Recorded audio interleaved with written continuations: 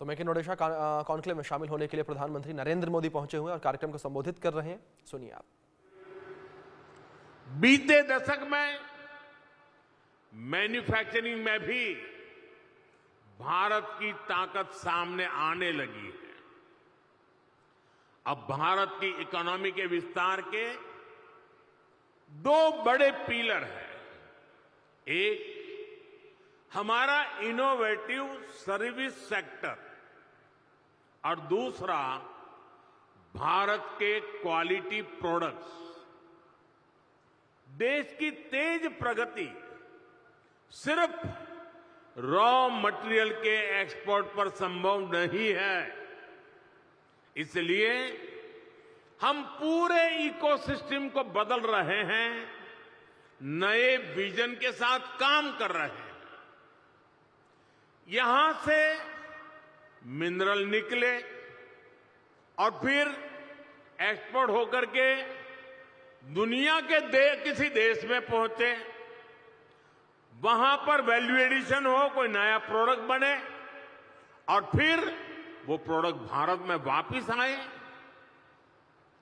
ये ट्रेंड मोदी को मंजूर नहीं है।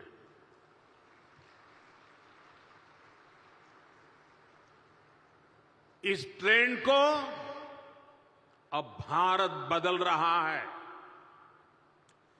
यहां के समंदर से सी फूड निकले और फिर दुनिया के किसी दूसरे देश में वो प्रोसेस होकर बाजारों में पहुंचे। ये ट्रेंड भी भारत बदल रहा है। ओडिशा में जो रिसोर्सेज हैं, उससे जुड़ी इंडस्ट्रीज भी यहीं लगे। इस दिशा में हमारी सरकार काम कर रही है। आज का ये उत्कर्ष ओडिशा कॉन्क्लेव भी इसी विजन को साकार करने का एक माध्यम है। साथियों, आज दुनिया सस्टेनेबल लाइफस्टाइल की बात कर रही है, ग्रीन फ्यूचर की तरफ बढ़ रही है। आज ग्रीन जॉब की संभावनाएं भी बहुत बढ़ रही है।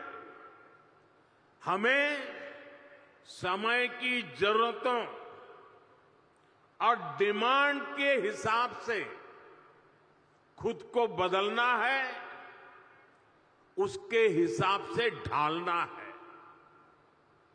इसी सोच के साथ ही भारत ग्रीन फ्यूचर पर, ग्रीन टेक पर इतना फोकस कर रहा है।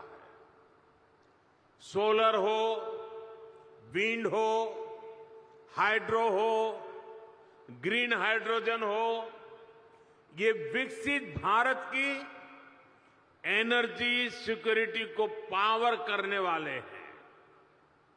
इसके लिए